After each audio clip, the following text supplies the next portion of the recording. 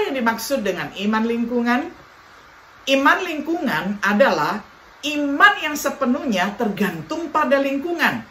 Tetap setia saat berada di bawah pengaruh positif dari rumah, gereja, atau perguruan tinggi Kristen. Tetapi bawalah orang itu keluar dari lingkungan seperti itu dan imannya akan hilang.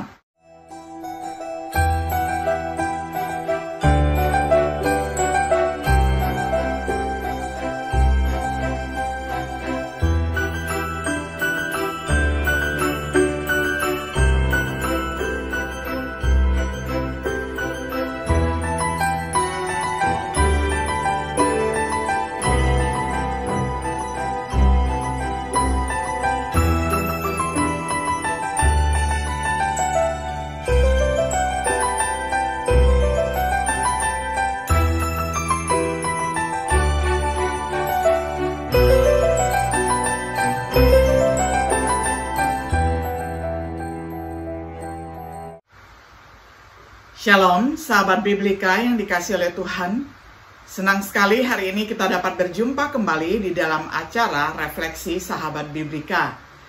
Pada hari ini kita tiba pada episode yang ke-7 di dalam serial pembahasan Kitab Filipi dengan tema Berperilaku Pantas. Kita akan membaca firman Tuhan dari Filipi pertama ayat 27 sampai ayat yang ke-30. Saya akan bacakan untuk kita semuanya di dalam terjemahan sederhana Indonesia. Tetapi apapun yang terjadi pada saya, yang terpenting adalah kalian tetap hidup sesuai kabar baik tentang Kristus, yaitu dengan cara yang pantas bagi warga kerajaan Allah. Dengan demikian, saya akan tahu bahwa kalian sehati sepikiran dan terus bertahan serta berjuang demi keyakinan kita kepada kabar baik. Entah saya bisa datang dan melihatnya langsung, ataupun hanya mendengar berita tentang kalian dari penjara ini. Janganlah takut kepada orang-orang yang menentang kalian. Perlawanan mereka adalah bukti bahwa mereka akan dibinasakan Allah, sedangkan kita akan diselamatkan. Karena kebaikan hati Allah, Dia memilih kalian bukan hanya untuk percaya kepada Kristus, tetapi juga untuk menderita demi kemuliaan-Nya.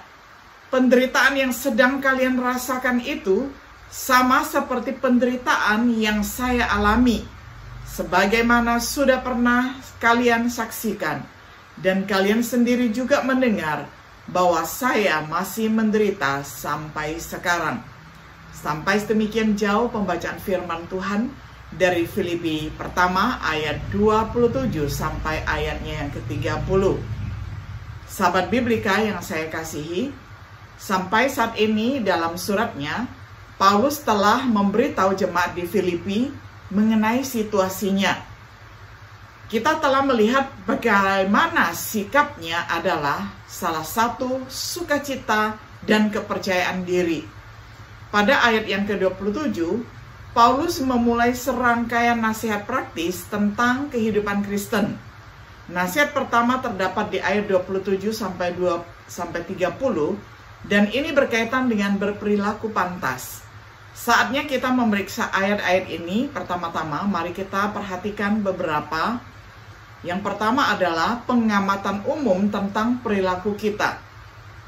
Melihat kata perilaku sendiri, King James Version menerjemahkan kata ini sebagai percakapan. Dalam bahasa Yunani secara harafiah berarti berperilaku sebagai warga negara. Bagi orang-orang di Filipi, kata ini mungkin memiliki arti khusus karena kota di Filipi adalah koloni Romawi. Sebagian besar warganya sebenarnya adalah warga negara Roma yang ditransplantasikan, pensiunan tentara yang didorong untuk menetap di sana. Jadi, meskipun mereka tinggal di Filipi, mereka diharapkan untuk berperilaku sebagai warga negara Roma. Paulus menerapkan istilah ini pada kehidupan Kristen, yang kewarganegaraannya sebenarnya di surga. Jadi, meskipun kita mungkin hidup di bumi, kita harus berperilaku sebagai warga surga. Ini membawa kita ke pengamatan kita berikutnya. Perilaku kita sebagai warga negara harus pantas atas Injil.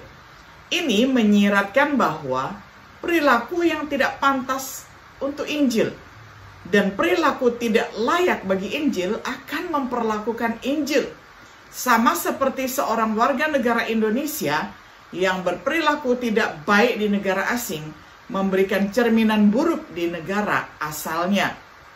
Rasul Petrus ingin agar kita mengingat pentingnya perilaku yang benar saat kita tinggal di sini, di negara yang bukan milik kita sendiri. 1 Petrus 2 ayat 11 hingga ayatnya yang ke-12. Jika kita tidak berperilaku sebagai warga negara dengan cara yang layak terhadap Injil, maka satu-satunya alternatif adalah berperilaku dengan cara yang tidak pantas. Perilaku kita sebagai warga negara harus pantas dengan atau tanpa kehadiran orang Kristen lain. Perhatikan bahwa Paulus berkata, "Apakah aku datang dan melihatmu atau tidak hadir?" Paulus jelas tidak ingin iman mereka hanya menjadi iman lingkungan. Apa yang dimaksud dengan iman lingkungan? Iman lingkungan adalah iman yang sepenuhnya tergantung pada lingkungan. Tetap setia saat berada di bawah pengaruh positif dari rumah, gereja, atau perguruan tinggi Kristen. Tetapi bawalah orang itu keluar dari lingkungan seperti itu dan imannya akan hilang. Itulah contoh orang yang memiliki iman lingkungan. Beberapa tanda iman lingkungan adalah berdoa di depan umum tetapi tidak secara pribadi di kamarnya. Mempelajari Alkitab ketika berada di gereja tetapi tidak secara pribadi di dalam persekutuannya. Kurangnya kedekatan pribadi dan ketergantungannya kepada Allah dan Yesus Kristus. Harapan Paulus adalah bahwa perilaku sebagai warga jemaat Filipi tidak tergantung pada kehadirannya. Demikian pula perilaku kita seharusnya tidak bergantung pada kehadiran orang Kristen lain, tetapi pada kehadiran Kristus saja. Setelah memperhatikan pengamatan umum tentang berperilaku pantas, sekarang mari kita perhatikan yang kedua, pengamatan khusus tentang perilaku kita. Hal itu melibatkan berdiri teguh dalam satu roh, terdapat di dalam ayat yang ke-27. Berperilaku sebagai warga negara melibatkan berdiri teguh melawan hal-hal yang akan menimpa kita. Daya pikat dunia tempat kita hidup dengan imoralitas dan materialismenya, dosa ketidakpercayaan yang dapat menyerang bahkan orang Kristen yang paling dewasa sekalipun selama krisis keraguan ada. Penipuan doktrin palsu menunjukkan janji besar tetapi membawa kita menjauh dari Kristus. Semua hal seperti itu kita harus berdiri teguh melawannya. Perhatikan juga bahwa kita harus berdiri teguh dalam satu semangat. Kita tidak berdiri sendiri dalam keterasingan satu sama lain, tetapi dalam kesatuan. Tingkah laku yang tidak pantas biasanya dimulai ketika kita mengabaikan berkat persekutuan dan kebersamaan. Pentingnya persatuan dalam perilaku kita akan dikembangkan lebih lanjut dalam surat ini. Berdiri dengan satu pikiran berjuang untuk iman Injil, ayat yang ke-27. Berperilaku sebagai warga negara meliputi secara agresif mempromosikan Injil Yesus Kristus. Melakukan ini dalam kesatuan dengan orang Kristen lainnya bersama dalam satu pikiran. Perilaku kita tidak sesuai dengan Injil jika tidak berjuang untuk iman Injil, tidak melakukannya dalam kesatuan dengan saudara-saudara lainnya. Tidakkah kita melihat di sini perlunya mengidentifikasikan dengan jemaat dan bekerja sama erat dengan mereka? Apakah mereka yang berpindah-pindah dari gereja ke gereja tidak pernah menempatkan keanggotaan benar-benar berperilaku dalam perilaku yang pantas untuk Injil? Berikutnya melibatkan tidak dalam cara apapun ditakuti oleh musuh kita, ayat 28-30.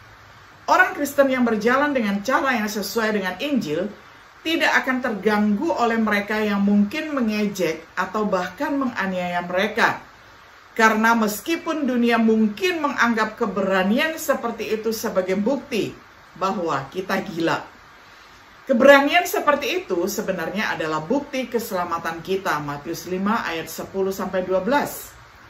Mungkin ada saatnya kita yang telah diberikan untuk percaya kepada Yesus juga memiliki hak untuk menderita demi Dia. Begitulah halnya dengan Paulus. Dan ternyata orang Filipi juga.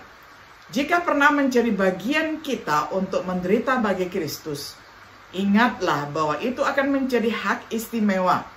Oleh karena itu, sikap kita harus seperti para rasul di dalam Kisah Para Rasul 5 ayat 41-42. Sebagai kesimpulan, jadi inilah beberapa hal yang terlibat sebagai berperilaku sebagai warga negara kerajaan surga dan memiliki perilaku yang sesuai dengan Injil Kristus. Berdiri teguh dalam satu semangat, dengan satu pikiran, berjuang bersama untuk iman Injil. Sama sekali tidak takut oleh musuh kita.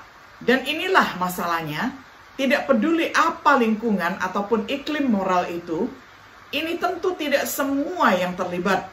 Karena dalam pasal 2 kita akan belajar lebih banyak tentang apa yang diharapkan dari orang Kristen. Tetapi mengingat hal-hal ini, apakah perilaku kita pantas untuk Injil Kristus? Apakah kita berperilaku sebagai warga surga selama tinggal di bumi ini? Jika tidak, mungkinkah kita telah melupakan hak istimewa yang kita nikmati dengan percaya kepada Yesus dan bahkan menderita untuk Yesus? Sahabat Biblika yang dikasihi oleh Tuhan, kiranya setiap diri kita senantiasa mengingat bahwa walaupun kita masih ada di tengah-tengah dunia ini, kita sesungguhnya adalah warga negara kerajaan surga. Oleh karena itu, tingkah laku kita, cara bertutur kata dan perilaku kita harus mencerminkan bahwa kita adalah warga kerajaan surga. Kiranya Tuhan senantiasa memberikan kita kekuatan hikmat bijaksana untuk dapat melakukan firman-Nya. Shalom.